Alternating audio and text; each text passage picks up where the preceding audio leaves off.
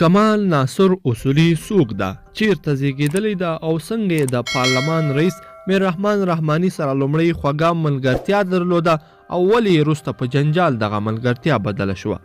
د کمال ناصر اصولي په اړه ډیر ناویلي رازونه په دغه ویډیو کې را سره کتلی شئ، خو که تر اوسه پورې مو زموږ چینل نه وي سبسکرایب کړی نو مهرباني وکړئ چینل در سره ضرور سبسکرایب کړئ.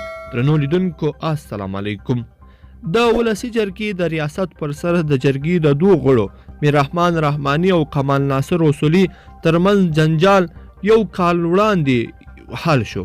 له دې سره د کمال ناصر اصولي هغه مرکه خلکو ته جالبه او د بحث وړ وه چې د خپل شخصي ژوند او یاد شوي جنجال په تړاو د یک ټلویزیون په کاکتوس خپرونه کې لرله.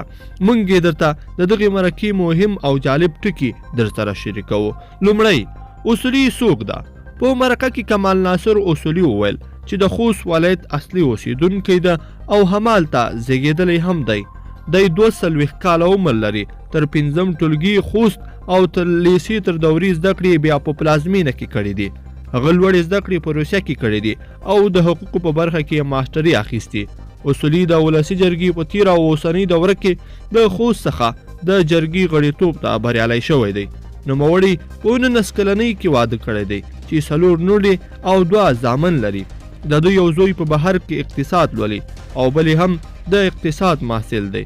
د لوڼو په اړه یې اصولي په دغه مرکه کې څه ونه ویل. اصولي له سیاست څخه مخکې تجارو او په روسیه کې د چاکلیټو فابریکه درلوده. دی وایي په 1909 کې د پانګې اندازه 230 میلیون افغانیو ته رسېده، خو اوس تر هغې کمه ده. اصولي او قومي جنجالونه. کمال ناصر اصولي چې د ولسي جرګې په تیره دوره کې د دیني او فرهنګي چارو د کمیسیون رئیسو د جرګې د ریاست د ټاکنو پر وخت په قوا جنجالي او قومي معتصب سړي مشهور شو. د ده پر ضد په ټولنیزو رسنیو کې توند تبلیغات کېدل او ویل کېدل چې پښتون قاشسس دی او نور قومونه باید د رئیس کېدو مخه ونیسي. هغه په وروستۍ مرکه کې وایي چې دی د قومونو خلاف نه بلکې د قومي ټیکهدارانو خلاف دی. اصولي وایي په هغو ویډیوګانو کې مې چې د جرګې د ریاست پر وخت لاس په لاس کېدلې جعلکاري شوې وه. د ده په وینا په هره وینا او مرکه کې اول د پښتنو قومي ټیکهداران او جنګ سالاران او بیا د نورو قومونو غندلي، خو د مخالفینو یې د تخریب لپاره د جرګې د ریاست پر وخت د ده ویناوې یوازې د نورو قومي ټیکهدارانو خلاف جوړې کړي او پښتانه یې ترې حذف کړي وو. د ریاست ټاکنې او له وکیلانو څخه د کمال ناصر اصولي ګیلې. په دې مرکه کې اصولي د ولسي جرګې د ریاست د ټاکنو په اړه ډیر وغږول شو. هغه له وکیلانو ګیلمن و چې په وینا یې رحماني ته د پیسو په بدل کې رایه ورکړي.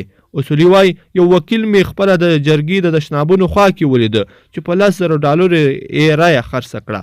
د ده په وینا هغه وروسته راغی او عذر یې وکړ چې رسوا نشي. دی د وکیلانو په اړه نورې جالبې هم وایي.